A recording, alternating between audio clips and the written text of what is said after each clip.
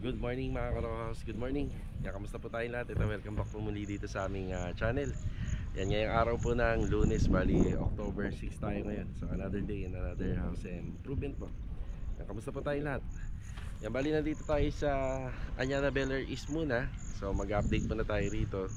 Ang schedule natin dito sa Manpower, bali next week po, may mga magtatrabaho na po rito para sa renovation ng ating roofing, tiling works at saka sa ceiling installation. Tapos mag-update din tayo sa Tansa Garden Villas project natin. I-reveal natin yung mga poste. So babaklasin po ngayon yon. So tingnan natin kung ano yung resulta ng hollow board tsaka yung combination ng tubular na ginawa natin pamorma. Mga karaw, samahan niyo po muli kami ngayong araw po ng Lunes. Enjoy watching po. Let's go. Tara. Ayan, good morning ulit mga karos. Good morning sa client owner namin dito sa Anyana Beller East project. Okay, ito yung ating mga howling. So, hakot pa ng back. Ito yung mga pinagtibagan dito sa unit. So, nakikita ko baka umabot to ng 2 truck. So, nagpa-schedule ako ng 2 truck ng hakot pa ng back ngayong araw. Pero yung gate pass natin within October 10. So, sana mahakot. Malaking ano to, malaking bagay kung mahahakot to. Ayan, nandito pa rin si Kuya Doming at saka si Kuya Sandy nagtatrabaho. Kuya Doming, good morning po. May buhangin pa naman tayo. So halos paubos na po yung simento natin dito. Magpapadeliver tayo ng mga 40 bags muna ng simento. Yan, may darating ngayong araw. Yan, tapos yung tinanggal na ano rito, hamba at saka pinto, ayun, tinabi muna natin. Yan, ito, napapasinsil na po natin to. Pero may mga tira pa na konti. Yan, ipapaside po natin. Kailangan talagang hanggang ganito na lang po siya. So may konting palitadahin pa rito, pero tatapusin muna yung pagsisinsil nito para kahit naman papaano, pagka nilagyan po ng plastering at saka nagmasilya, halos pantay na po dun sa existing na pader. Tapos dito mapupunta yung location ng kanyang pintuan. Yan. Yes, Sandy, good morning po. Good morning kay Kuya Sandy. Ito yung tinanggal na pinto sa likod at saka sa harap. Ito yung sa harapan. Tapos ito yung sa hamba, buo pa. Yung sabi ko sa kanila, pag tinanggal, ingatan talaga. Ang medyo matrabahong part lang talaga dito, itong mga nandito sa loob. Kailangan po kasi tanggalin talaga ito. Kung gusto nyo ibalik talaga yung lumang hamba, ito po gawa sa metal. Kailangan tanggalin po talaga, sinsilin. Kasi kapag ikinabit po yan dito, ang gagawin niya, maglalagay po uli ng abang. Tapos puro palitada uli.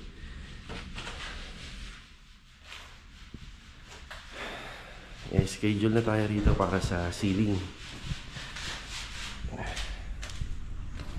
Bibistay mo na sila. Okay, kuya.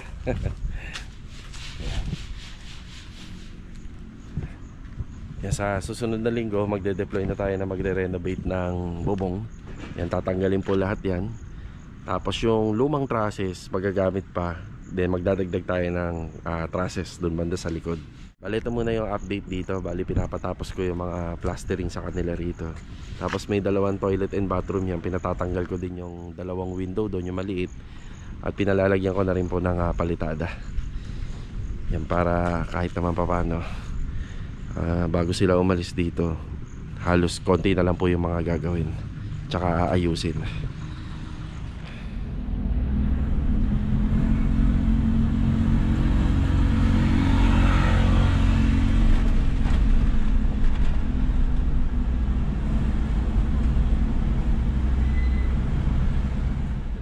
Sa Garden Villas.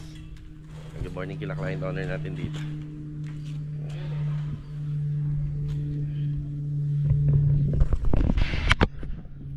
Balik kahapon pumunta ako dito at nakapagbigay pa ng konting update regarding po dito sa paggamit natin ng mga PVC hollow board at saka ng tubular.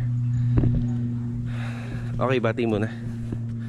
Batiin natin yung mga kasama natin dito. Marvin, good morning Marvin. Good morning, Bossy. Good morning, Master Jojo, morning. Good morning. Donis, morning. Good morning. Log, good morning, Log. Good morning. Okay, Kuya Boy. Kuya Boy, good morning po. Okay. Meron pa rito. Si Rusty, good morning. Good morning. Tingnan natin yung resulta. Ayun, napaka-solid oh. Wow. Napaka-solid po ng buhos hanggang ilalim. Oo.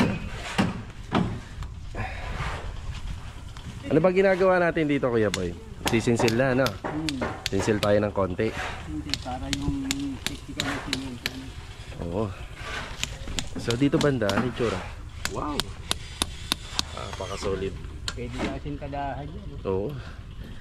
Yung hollow board pala natin, mapapansin nyo, wala siyang butas. No, wala siyang butas. Ang ginawa po nila Kuya Boy dito, nag-aabang ng dowels, no? Nakapag-abang ng dowels. Ngayon, hinugot na lang.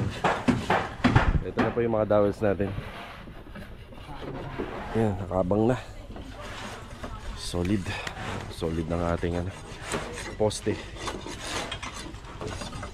Good job. So, ayan, babaklas pa tayo rin banda. Saka ito. Baklas. Ito nga pala yung pinagbaklasan. Napakadali, no? Napakadali pong baklasin. Gawa ng text screw lang yung mga ginamit natin dito. Nilinis ni Bilog. Log, pwedeng sako, Log. Mas maganda. Sako. Yan. Payurin mo ng sako. Yun.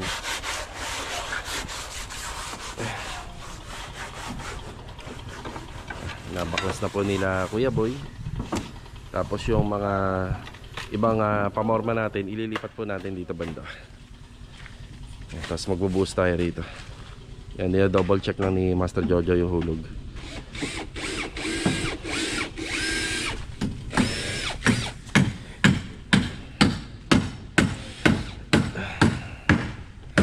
Merienda. Yan, merienda. Maaga yung supply ng merienda dito ngayon. Gawa ng ang daming iniikutan itong e-bike na to. Break time! Ito dinudurog eh.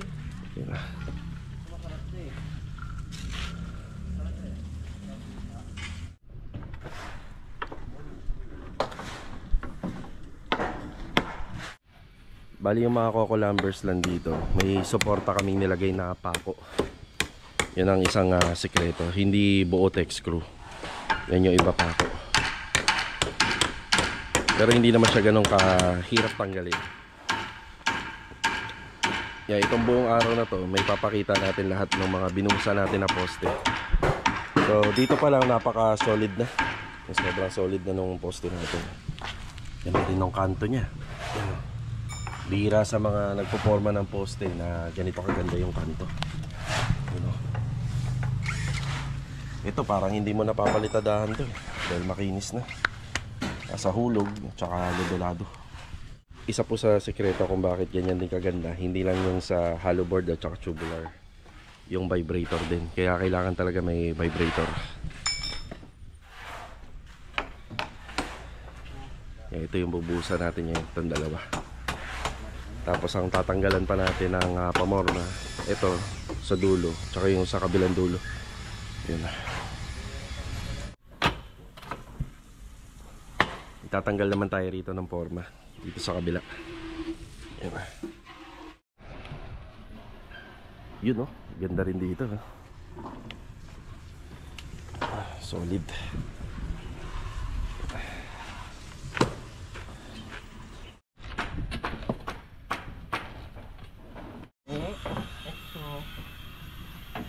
Ayan, grout ulit tayo bago magbuhos. Purong malabnaw na semento.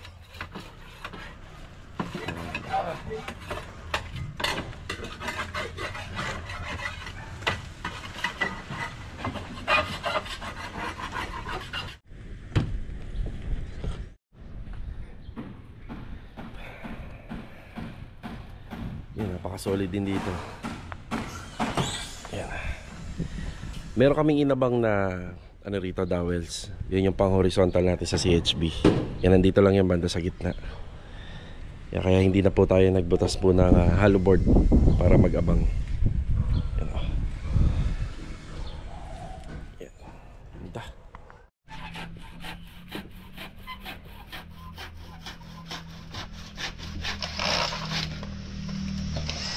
Okay, ito yung resulta ng isang poste natin. Yan, solid. Yan, meron na tayo na babaklas na dalawa. So may babaklasin pa tayong dalawa doon sa dulo.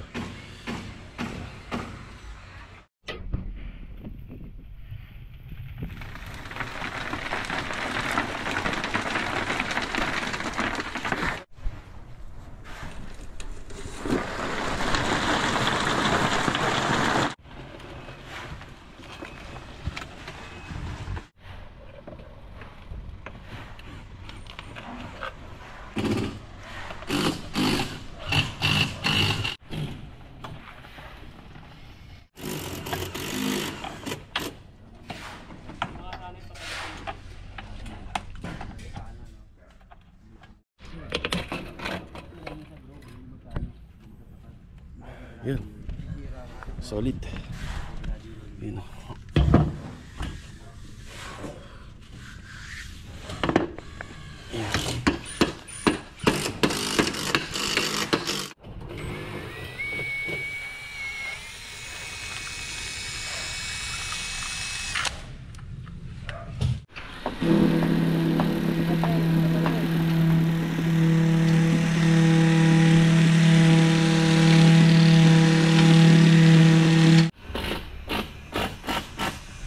Wow, napaka-solid.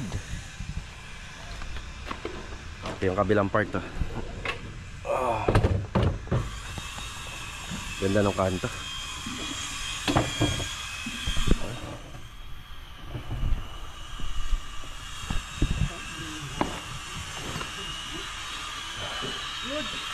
Ang gumawa ng dowel nito para sa abang sa CHB, si Kuya Boy. Kuya Boy, kabisado mo kung nasaan, no? Solid, oh.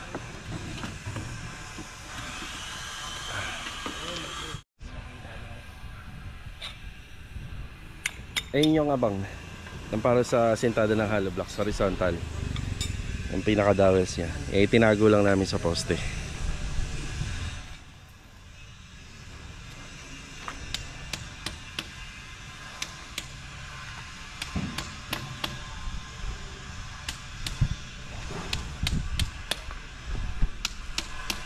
Nandito muna tayo sa Best Job Hardware. Ayan, 11:58. So break time muna. Yan, bumili na tayo ng semento rito. Bali 40 bags ng semento, 7,040. I-deliver to mamaya sa Anyana Beller East Project. Tapos sa oras na to, bali may naghahakot na yata ng panambak doon. Siguro makaka-2 truck yun or dalawat kalahati. Pero sa tansya ko, mga 2 truck lang talaga yun. Okay, break time muna tayo. Tara. Bale, ito habang nasa biyahe tayo pa uwi sa bahay, ayan, sagot tayo ng mga konting katanungan mula kay Ma'am Rosalie. Yan, kailangan yung mga tubulars na ginamit natin na pamorma, kailangan daw yung mapinturahan ng primer. Siguro for the next project yan, pipinturahan natin. Shoutout po kay Sir June Inocencio at Happy Fiesta ng Barangay West Rembo, Taguig City. Yan, mabuhay po kayo dyan. Napansin din po ni Ma'am Rosalie na yung mga ginamit nga natin pamorma doon sa project sa Tansa Garden ay nga pangmatagalan talaga. Kailangan lang talaga ito i-maintenance at alagaan. Shoutout na rin po sa Inclino family from General Trias, Cavite. Yan, God bless po sa inyo dyan and ingat palagi. Mula naman po sa katanungan ni Sir Coach Nandi Navarro, pwede daw bang pang wall partition yung ginagamit natin na halbord dun sa pamorma ng mga poste? Yes, pwede po. Yan, pwede rin po siya pang flooring, pwede rin po siya pang partition. Pero ang downside nito, hindi po siya minamasilihan at pinipinturahan. Pero pwede rin siya pinturahan kung gusto nyo. Kasi may mga design to na parang groove lines. Ang maganda rito kung kakabitan mo na lang siya ng wall fluted panel. So gagamitin mo yan pang partition just in case na meron ka na lang ididikit. Wala naman po sa katanungan ni Sir Naruto. Ayan, conforme po to sa mapag-uusapan. Pero kapag labor cost lang si yung mga manggagawa or si contractor, ayan, shoulder lahat ni client, lahat ng gastos from maliit na materyales hanggang sa mga malalaki. Sa katanungan naman po ni Viola Salas, ano daw ba ng style ng paint na gray na nakikita sa Tansa Garden? Sunblast po yun. So ito, break time po muna tayo. Let's go! Tara! Bali ito mga karo, sobrang lakas ng ulan kanina. Ayan, nandito muna tayo sa General Trias. Ayan, shoutout nga pala kay Sir Elmer na na-meet natin dito sa may BDO. Ayan, shoutout po.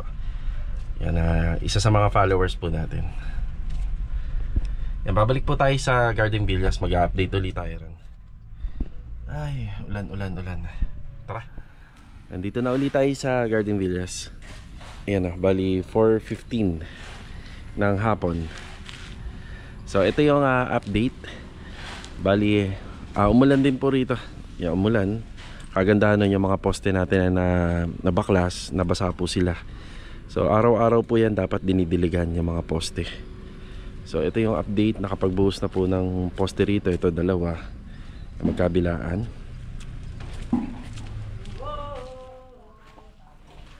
Yan.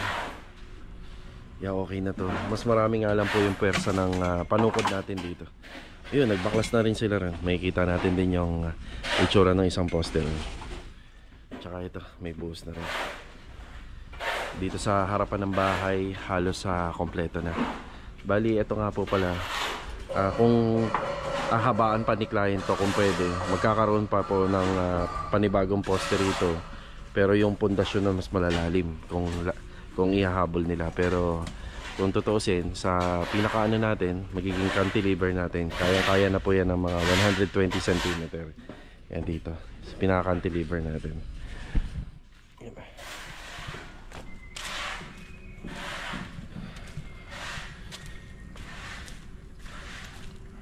Ganda-ganda ng weather kanina. Umulan na naman. So ito yung ika-4 na poste. Kababaklas lang. Mainit-init pa. Unboxing. Unboxing.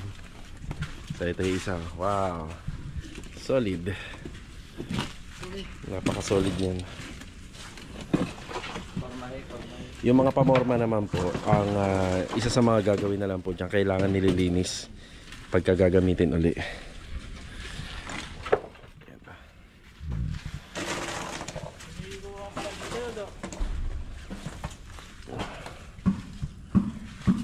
Poste. Yan kanina nilagay nila to kasi sobrang init. Umulan. So ito halos kompleto na. 1, 2, yan 3, 4, 5, 6, 7, 8. Yan yung pang-siyam, yung sa gitna. Sa plano at sa contract, wala po to. Yan, wala. May isang poste na yan, wala yan, pati ito. Yan, wala rin to. So, kumbaga dinagdag na lang po namin.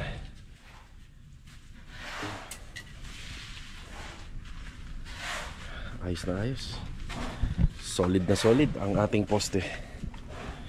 Mainit-init pa, Kuya Boy. Mainit-init pa. Umulan niya eh.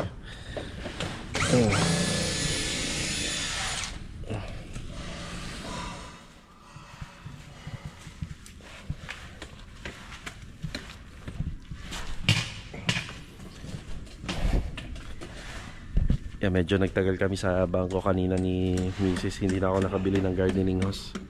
Kahit mga 15 meters sana kailangan namin dito para palagi pong didiligan. Yan, papadiligan po natin palagi. Araw-araw po yan, didiligan yung gardening hose. So bukas may makikita na tayo na poste rito. Baklas na po yan. Tapos itatabi muna natin yung mga pamorma natin, dahil magagamit pa namin yan sa sidings. Yan sidings nito. Paikot.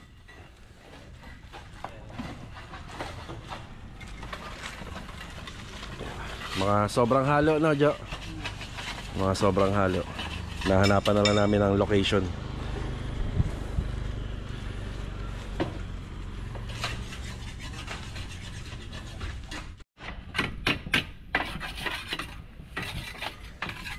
Pwede rin dyan, Log, yung pressure washer natin. Dito, sir. Ah, ito medyo matigas na. Yan, diretso linis na. Yung mga semento na medyo malalambot pa. Kinakayod na kagad.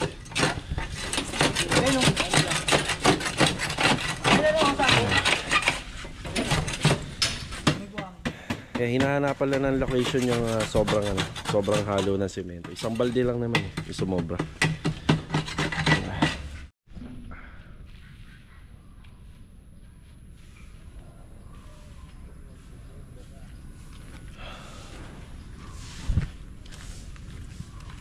Yung sa panambak pala nito, siguro mga 2 hakot na lang ng truck dito yan eh. Yung mga 2 hakot na lang ng truck. Kasi yung ibabaw ng lupa, puro buhangin na yan. Ang mga buhangin na. Tapos kung sakaling hindi kami mahakutan or howling, mga panambak dito na lang po muna namin iipunin. Tapos dito madadagdagan naman na sila bukas. Yung mga lupa na yan, pwede na natin yung ipalipat dito.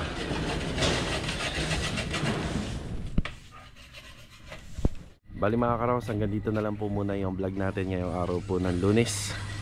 Yan, kita-kita uli po tayo for the next video. Yan yung update nung binaklas po natin yung ating mga pamorma gamit po yung hollow board at saka yung tubular na pamorma. Yan, dire-diretso na tayo rito. Medyo marami-rami na yung poste na nabuhusan. So see you on my next vlog ulit. God bless. Ito, ingat po tayong lahat. Paalam po muna. Tara.